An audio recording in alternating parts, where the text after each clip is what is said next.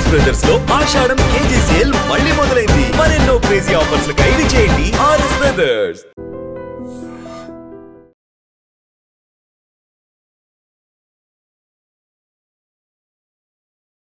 కొన్ని ప్రమాద ఘటనలు చూస్తే మనసు చలించిపోతుంది.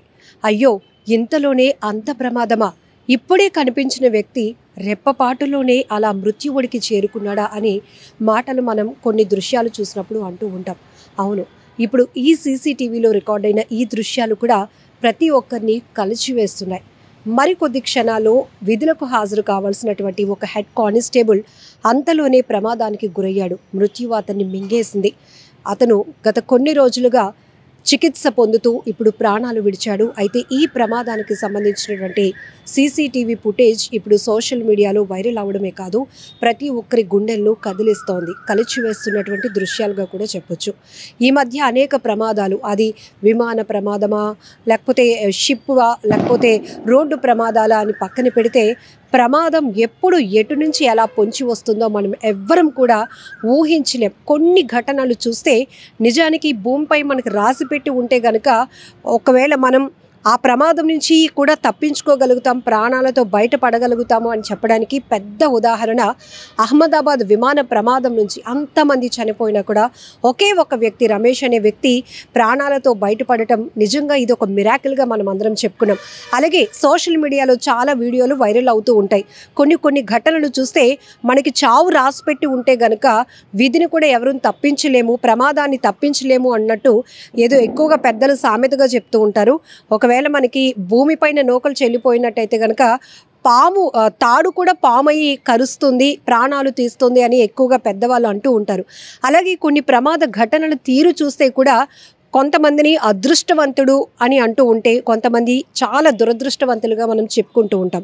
ఇప్పుడు ఇక్కడ పద్మనాభం మండలం, విజయనగరం జిల్లా పద్మనాభం మండలం కోరాడలో జరిగినటువంటి రోడ్డు ప్రమాదంలో రామునాయుడు అనే హెడ్ కానిస్టేబుల్ మృతి కూడా ఇంచుమించుగా మనందరం ఆ రకంగా చర్చించుకోవటానికి అనిపిస్తోంది ఆ దృశ్యాలు చూస్తుంటే.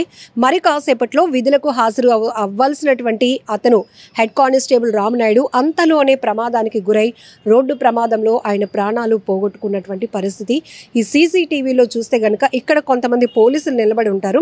ఇది దాటితే ఆయన డ్యూటీకి వెళ్ళిపోయినట్టే. కానీ అంతలోనే ఆ గేట్ బయట అదే ప్రెమిసెస్ అవుట్ సైడ్ ఒక వాహనం వచ్చి ఆయన్ని ఢీకొంటుంది. దాంతోనే అతను పూర్తిగా కోమాలోనికి వెళ్ళిపోయిన పరిస్థితిలో ట్రీట్మెంట్ తీసుకుంటూ ఇప్పుడు ఆయన మృత్యువుడికి చేరుకున్నారు. చనిపోయినటువంటి బాధాకరమైన ఘటన.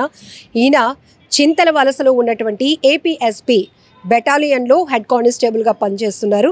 సో ఆయన విధులకు హాజరవుతున్న క్రమంలోనే రోడ్డుపై జరిగినటువంటి ప్రమాదంలో ఆయన ప్రాణాలు కోల్పోవటం చాలా బాధాకరం. అయితే ఈ ఘటనకు సంబంధించి, ఈ హృదయ విదారకరమైన ఘటనకు సంబంధించినటువంటి సీసీటీవీ ఫుటేజ్ చూస్తే కనుక అంతలోనే అది నిర్లక్ష్యం అనుకోవాలా, దురదృష్టం అనుకోవాలా, అనేక రకాలుగా మనం మాట్లాడుకోవచ్చు. కానీ అతను క్రాస్ చేస్తూ అటు రోడ్డు వైపు చూసుకోలేని పరిస్థితి. ఒకవేళ హెల్మెట్ ఉంటే కనుక కిందన పడిపోయినా బలమైన గాయాలు జరిగినా కూడా ప్రాణాలతో బయటపడడానికి అవకాశం ఉంటుందేమో. కొన్ని చోట్ల హెల్మెట్లు పెట్టుకున్నా ఇంకా ఆ ప్రమాదాన్ని ఎవరు తప్పించలేరు. దాన్ని మనం విశ్లేషించుకోవడం కంటే ముందుగా మనం భద్రత దృష్ట్యా ఆలోచన చేసుకొని మనం ఆ ఏర్పాట్లలో ఉంటే బెటరు అనిపిస్తూ ఉంటుంది. పోలీసులు కూడా ఆ రకంగానే చెప్తూ ఉంటారు.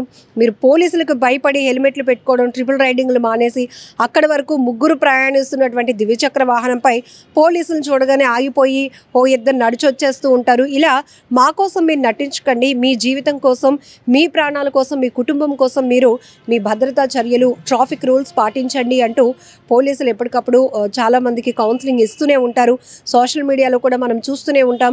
మీ నాన్న ఏం చేస్తుంటాడు, మీ అమ్మ ఏం చేస్తుంటుంది, మరి నువ్వేం చేస్తున్నావు, కానీ నీకు ఖరీదైన బైక్ ఎలా వచ్చింది అని కూడా ప్రశ్నలు చాలా కూపీలాగుతూ మాట్లాడుతూ ఉంటారు. అంటే మన లైఫ్ స్టైల్ కానీ, మన కుటుంబ ఆర్థిక పరిస్థితులు కానీ, మన చదువు, ఇవన్నీ ఏంటి, మీరు చేస్తున్న ఈ ఎక్స్పాన్సివ్ బైక్స్ కొనుక్కోవడం కానీ, దానికి రూల్స్ పాటించకుండా రోడ్లపైకి ఎక్కడం, ప్రమాదం జరగడమో, లేకపోతే ఇలా పోలీసులకు చిక్కితే మళ్ళీ దాన్ని కేసులు ఇవన్నీ మళ్ళీ ఫేస్ చేయాల్సింది పేరెంట్స్ అనే స్థాయిలో పోలీసులు కౌన్సిలింగ్ ఇస్తూ ఉంటారు. అయితే ఈ ఘటనకు సంబంధించి ఇవన్నీ మనం ఎందుకు మాట్లాడుకుంటున్నామంటే ఈ మధ్య తరచుగా జరుగుతున్నటువంటి రోడ్డు ప్రమాదాల్లో ఎక్కువ శాతం భారీ వాహనాలు దూసుకొచ్చేస్తున్నాయి మనుషులపైకి. కొన్ని చోట్ల ఒక్కొక్కసారి మనం మంచి చేయాలన్నా అది మనకు ప్రమాదంగా మారుతుంది. మొన్న ఒక సంఘటన కూడా మీరు చూశారు.